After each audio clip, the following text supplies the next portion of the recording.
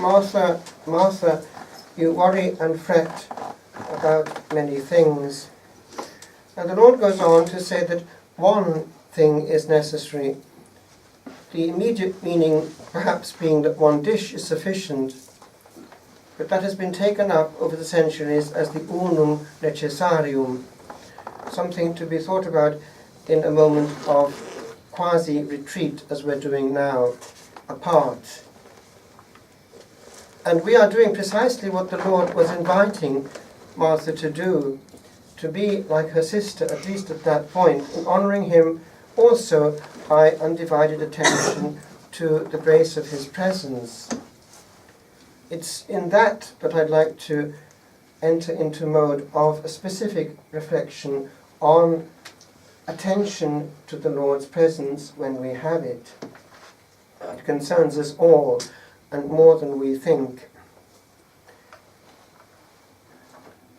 Recently, I have been reflecting, and it cannot but be so, because my life, as would be any monk's life, is very much oriented towards the invisible, at what actually is happening in our day.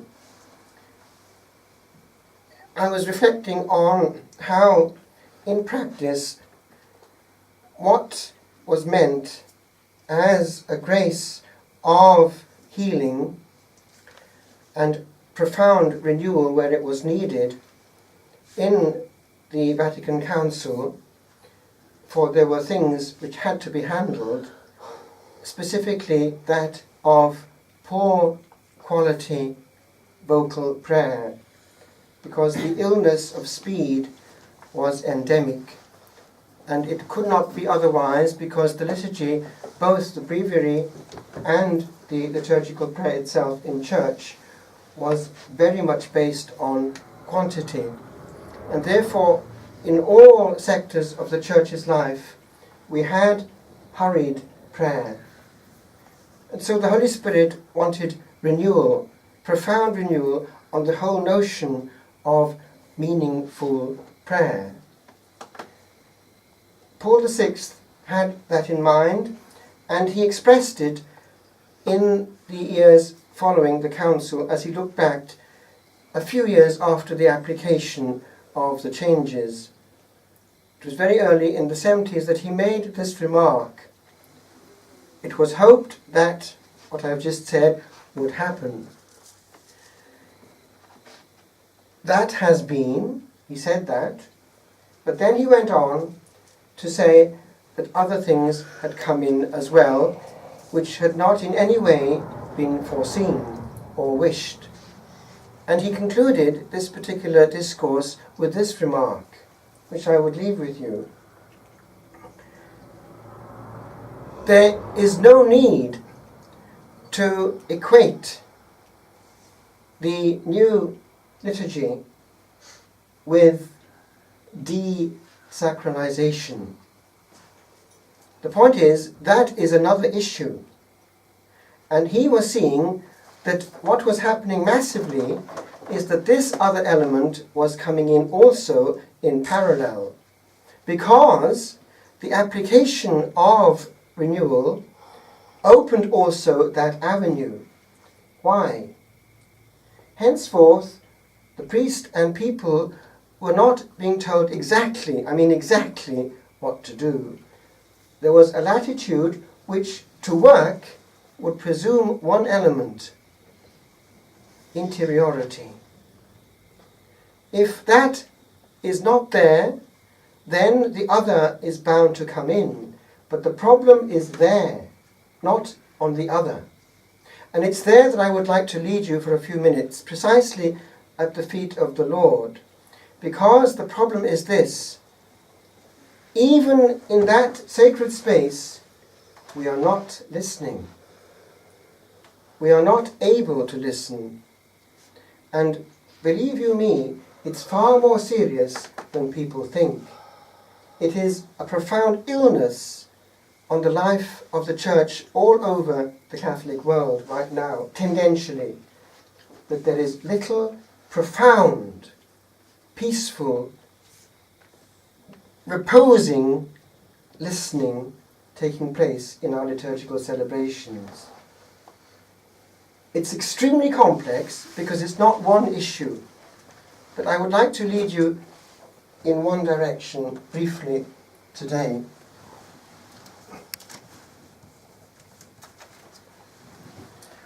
It's to where we've come from. When still in school, I started to be influenced by also this, because there was an Eastern Orthodox church in Cardiff, and I was taught to read Greek by the Greek Orthodox priest there. And I was amazed at the power of unchanged and unbroken tradition coming essentially from the very beginning. It was the time when the Catholic Church was, as well as maintaining at that stage, when I was 13, much of what it had received, was in the process of imitating much of what had come from them. I mean Protestantism, and imitating it actually unsuccessfully. Now, what hit me was this. At the same time, I was starting to go to Catholic celebrations, and I was finding much of this present still, notably at 11 o'clock on a Sunday morning. In those years, immediately after the council, that celebration was still as it was, with a full choir and the full ritual, which worked because it always worked. As in the East, it works because man is not center stage.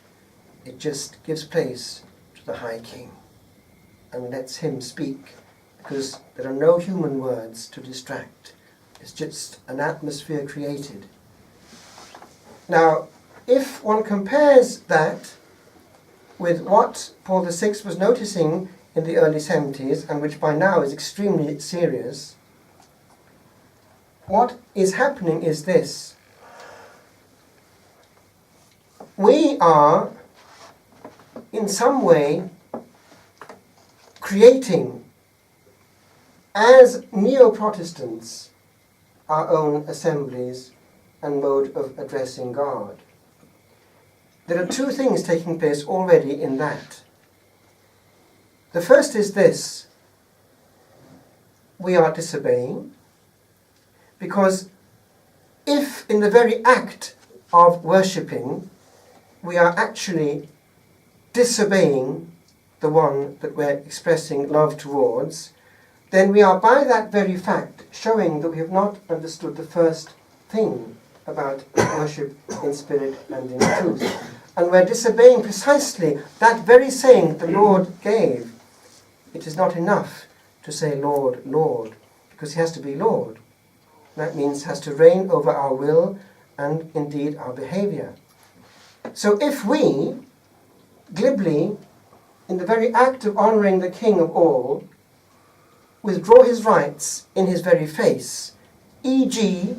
by manipulating, trafficking with the sacred liturgy, and bravely, then our worship, I'm afraid, even though objectively the real presence is still happening, is not actual genuine worship. We are in command. God is not God and Lord. Now, do you see how serious that is for the benefits and fruits that we might not be getting from our worship? I am sure that the angels observing assemblies over this planet will see a big difference between the fruits received from certain celebrations and those received elsewhere. And I am quite convinced that we are, although next to the burning bush, exposed to all the power of the Blessed Trinity, often impoverished beings compared with what we might be at those same events if we were completely obedient to the divine will. and protecting the sacred with the means that He's given us. Let's be concrete. There is, in our 2,000 years of history, an education given both to East and West, the two lungs, which have certain things in common. One is the total otherness of all that touches God.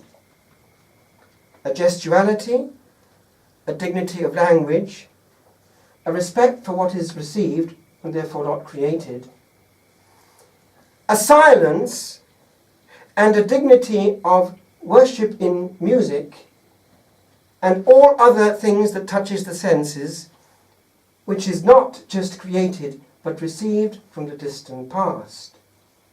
Guard the deposit, said St. Paul to Timothy. But there are other things too which are no longer common to East and West, but were always common to East and West until certain things started to come in, notably in the West, but not from the correct sources. I am talking about the Church having to catch up with what begins as disobedience. Now, this is something which has not got the guarantee of a council, an ecumenical council, which has to be infallible in its teaching, because the Holy Spirit is there. Disobedience is human, and to catch up with it then on an official level so as to limit the damage is not the same with regard to the will of God, because then we're departing from the positive will to the permissive will of God. And I'm going to be more explicit. It has been picked up, notably in the realm of exorcism, that the powers below have been more active than people think, in the West in particular, in recent years, and in the liturgical domain in particular. I noticed, while studying two cases of recorded possessions, that is, possession put on tape when the exorcisms were happening, that there are certain things coming out, notably in the case of one damned soul called Verdi Grandieu, a priest who lost his soul, I believe, in France, and who came out in a series of exorcisms in, I believe it was Germany, but I got the thing in Italian. The other is a certain Fleischmann, a priest who was in Germany. He came to, that was definitely in Germany, that series of exorcisms, and we know the details of it. But certain things in the recorded exorcisms involving these two lost souls of priests who were in the people being exorcised show that these particularly dramatic cases of possession, those two, in which there were lost priests' souls involved, were allowed by divine providence to alert us to the massive interference of satanic powers precisely in the realm of the sacerdotal. Remember, these were lost priests who were obliged to obey Christ the High Priest, to whom even in the beyond and in their lost state they were consecrated, because one is priest forever, wherever one ends up. And they, between them, in these which have now been put in print, have indicated a certain number of things which are quite frightening. I'll try and be as specific as my memory allows me, because specific things are what they talk about. Now, just be aware that if one studies carefully the documents concerning liturgy, under the direct protection of the Holy Spirit, therefore in Concilia Aula, in Sacro Sacro Concilium, the document concerning liturgy, truths are given and thrusts are presented in which this healing will take place, to get back to the architecture of the liturgy without the overgrowth which has contaminated it, if you see what I mean, and led to this disease of words, words, words. It was left to a later stage to apply. Certain things already were made explicit, but we must remember that people refer to the council as the one who was responsible for what actually was happening later. Now, just be aware, they're two separate issues. The council itself never speaks about changing altars or anything of that nature, or standing or kneeling at communion, anything of that nature. It's never of that detail.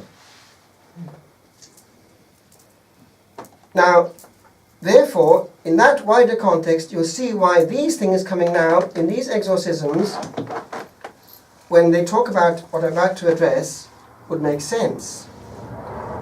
There was, this is coming through now in these exorcisms, a huge thrust coming from satanic powers to make this openness available in the teaching given by the Council Fathers, to make it go in a certain direction which was to have as its effect what? A direct attack on the sacred. So as to lead to a loss of faith and eventually an increase of sacrilege.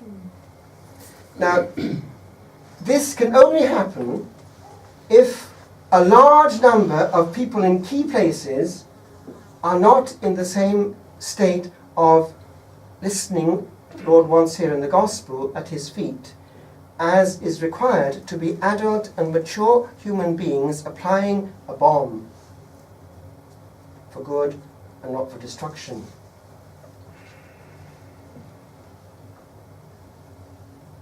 Before I go into these details, I want to mention one thing. It was the collegiality of the bishops under Peter in the Second Vatican Council who together were protected by the promise of the Lord that he would lead us into all truth. But they were all bishops. They were all, I say, bishops. Of course, with helpers like Father Ratzinger and so on, experts at the time. Likewise, globally speaking, afterwards the application had to be under the authority of the bishops. Now, comparing the two lungs, east and west, one sees already there a difference. And it's not indifferent in its consequences. In the East, all the bishops practically are taken from what? The profound intimacy that this listening that we've had in the Gospel is given in the monastic world. For they are all monks. Because in the East, on a parish level, the priests are taken from married people and therefore cannot be bishops. And they're often the sons of the father that's been there before, caste system. With little education sometimes compared with what we might have, that's another question. But the bishops, no. First class caliber, intellectually and above all spiritually, because they were all, and still are all, taken from the hours and hours of profound listening to the Holy Spirit in interior life, interiority, in which the Lord, therefore, is Lord at a deep level. Because if one is coming from a daily life rhythmed by the bell and structured in strict fasting, according to the year, communion received always fasting, in celebrations lasting 3 hours, and in the monastic life sometimes more, hours and hours of chant and incense, all the discipline of confession and so on, if you have that as a body in charge of what's going on at ground level, you have what? The Holy Spirit somehow in charge. And therefore, things which do not depend on human beings, on the odd human being, cannot have a place. Because the Holy Spirit in prayer gets through to souls and teaches them as the interior master. So the whole notion of trafficking with something so sacred as 2,000 years of received and revered history in the liturgy would just not cross their minds. Now I make a jump. In the West, everything functions well. We are great administrators. Bishops in the West are great administrators. But even though normally to be a bishop one needs a doctorate and one needs all that formation in the academic life, the fact is this, that they're coming not from exactly that background. And that, unfortunately, is what we observe. A body of people in key places who have, of course, come from ground level, of great efficacy in pastoral work, but sometimes not aware of what's going on around them and underneath them. And because things are coming in through powerful pressure groups, powerful priests, but powerful lay people too, because the openness that came through Vatican II also opened those possibilities, in practice, a bishop in the West is not in control in the same way, and therefore the Holy Spirit is not in control in the same way. So things can go hugely wrong. Now to the specifics. The exorcisms of which I'm speaking, which involved priests having to say the truth in damnation through the mouths of the possessed people, went into these details. That satanic forces were pushing for the altar to be brought forward and for the priest to be facing the people, because the dynamism is quite different. It's becoming Protestant in tone, and it's becoming human in orientation, the second part of celebration. And that is a huge spiritual change. Further down the line, the removing of the pulpit was of satanic origin, because the physical placing apart and on high and in dignity of the priest or deacon or bishop, or perhaps a Franciscan, whatever it might be, but always deacon at least, preaching in a place of honor in the name of Christ, in a place where only he and no layperson would stand, had, over the centuries, a huge effect of authority, which a simple ambo, where also lay people do all kinds of things, does not have.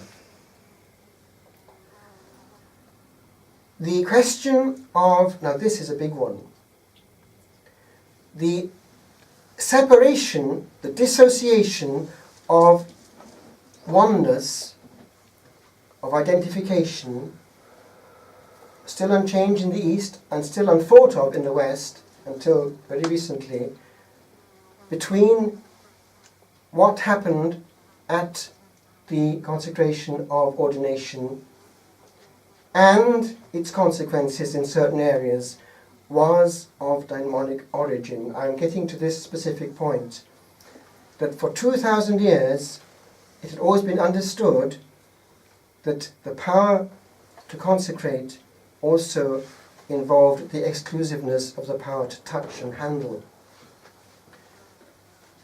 This was something which came through the thin edge of a wedge, through disobedience. We know that the East is very uneasy about what is happening in the West, and this is one big area, because it touches not just on church discipline, it touches the nature of orders, because traditionally the hands that touch God did not touch anything less than God, that is to say, a woman. Now, this element of the sacredness of the consecrated hands was something which protected hugely the presence of God on earth. This, then, was something which came in and is not foreseen in the 1969-1970 Missal, that of Paul VI. It's nowhere there. It has to be there now, in the one that we had in the year 2000, or whenever it came into Ireland, but it's there as a damage limitation operation. Now, just be aware that these things brought in by pressure groups, as I say, do not come from the same source. The Holy Spirit was at Vatican II teaching the whole Church. Here we have remedies for what's happening after disobedience. Another big one was linked with that, the fact that then, if lay people were able to handle the Blessed Sacrament, then of course they could receive it in their hands. This was hugely pushed from satanic forces. Also, it had the side effect of making it very easy to obtain the sacred host, because they have to have them regularly every month, a fairly large number, for their satanic celebrations. They're always disappearing all the time from our churches. Another, again, this is coming from these exorcisms, was, as well as this element of presenting one's hands rather than the tongue, the fact of removing what makes it comfortable for a person to need to receive on the tongue, and therefore the forced removal on a gigantic scale of the altar rails was pushed very, very strongly by satanic forces. Because for a creature to stand before his king, God, creator and judge is an expression of equalness, whereas to kneel is an expression of humility and nothingness, a recognition of what we are. This is something which did not come in overnight, but came in because bishops in practice were not able to do anything about it. In the East, as I say, the whole block of bishops would, as an authoritative block, never move on such a sacred domain. There is the question then of what is happening in the West with regard to the choice of a large section of the candidates for our bishops over a key period of application. I happened to come across this morning. It's something which makes one's hair stand on end. A bishop. I'll just read it as it is. I am a Catholic from the Diocese of, and I won't say where it is, but it's in the States. So I think it's on the West Coast, somewhere down there. I attended the installation, and that would be the new parish priest. I was sitting on the side of the church, third row, where the bishop distributed the Holy Eucharist. And there's a remark here. In the video, because this can be seen on video, I am the woman with short brown hair and glasses. She's actually fairly young, I think you can tell.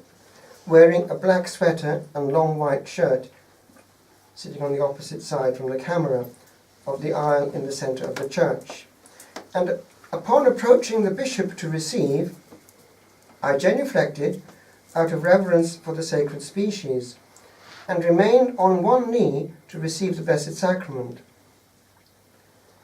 The bishop refused to give me Holy Communion. You need to stand up. I was in shock and didn't move or respond. He then reached out and took hold of my folded hands, attempting to physically pull me to a standing position, and said more sternly, "You need to stand." I looked up and whispered, quietly and respectfully, "Please, Bishop." And he then grabbed my arm and pulled me, as though to physically pull me up to a standing position. And then there's this remark in parentheses, although obscured, you can see where he bends down and extends his right arm to grab mine, as he stated more loudly, "Get up!" Still on one knee, I then asked very quietly and with genuine ignorance, "Why?" As he stood up straight, he responded very loudly and sternly, "Because that's the way we receive communion. Now get up. You're causing a scene."